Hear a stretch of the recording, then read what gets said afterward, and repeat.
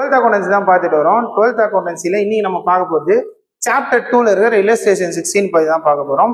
இந்த 16th செம்ல வந்து நம்ம பார்க்க போகிற டாபிக் என்ன அப்படின்னா capital fund. So assets liabilities கொடுத்துருப்பாங்க கொஸ்டின்ல. நம்ம அசட்ஸ் தனியாக லயபிலிட்டிஸ் தனியாக பிரிச்சிட்டோம் அப்படின்னாலே நமக்கு பாதி வேலை முடிஞ்சிருவாங்க. அஃப்கோர்ஸ் அசட்ஸ் லயபிலிட்டிஸ் அப்படின்னாலே அது பேலன்ஸ் ஷீட் தான். ஸோ நம்ம இருப்புநிலை குறிப்பு தயாரிக்க போகிறோம். பேலன்ஸ் ஷீட் போட்டு லெஃப்ட் சைடில் லயபிலிட்டிஸ், ரைட் சைடில் அசட்ஸ் நோட் பண்ண போகிறோம். கொஸ்டின்ல வந்து எப்படி கொடுத்துருப்பாங்கன்னா computer capital fund of Karur social club அப்படின்னு சொல்லிட்டு ஒரு டேட் கொடுத்துருப்பாங்க. தமிழ்ல அதே மாதிரி தான் கரூர் சமூக மன்றத்தின் முதல் நிதியினை கணக்கிடவும் சொல்லி கொடுத்துருக்காங்க. ஸோ இப்போ நம்ம கேபிட்டல் கண்டுபிடிக்கணும்னா நமக்கு தேவை பேலன்ஸ் ஷீட்டு.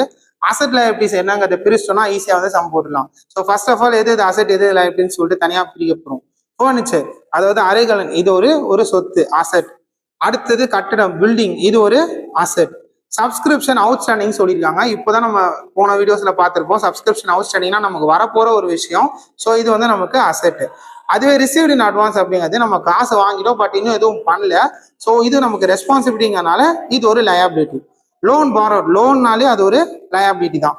இன்வெஸ்ட்மெண்ட் நம்ம எதுலயும் இன்வெஸ்ட் பண்ணிருக்கோம் அப்போ அது ஒரு அசட், அதாவது முதலீடுகள் வந்து ஒரு சொத்துக்கள். அடுத்தது கேஷ் இன் ஹேண்ட் கை ரொக்கம் இதுவும் வந்து ஒரு அசட்டு. வங்கி ரொக்கம் கேஷ் அட் பேங்க் இதுவும் வந்து asset. So asset side add பண்ணோம் அப்படின்னா நமக்கு டோட்டலா 1,30,000 வருது. அதுவே லயபிலிட்டி சைட் பார்த்தோம் அப்படின்னா வெறும் 15,000 தான் வருது.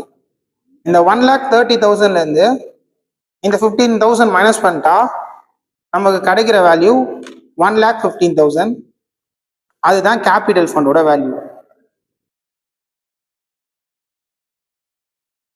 எக்ஸாம்ல கேட்கறதா இருந்தாங்கன்னா இந்த கொஸ்டின் இப்படிதான் கேட்பாங்க.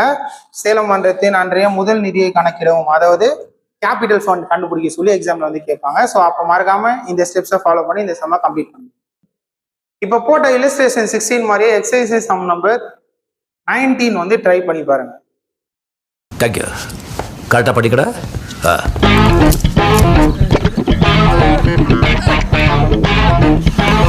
அடடே எப்போதீங்க? Okay okay. தேங்க்யூ.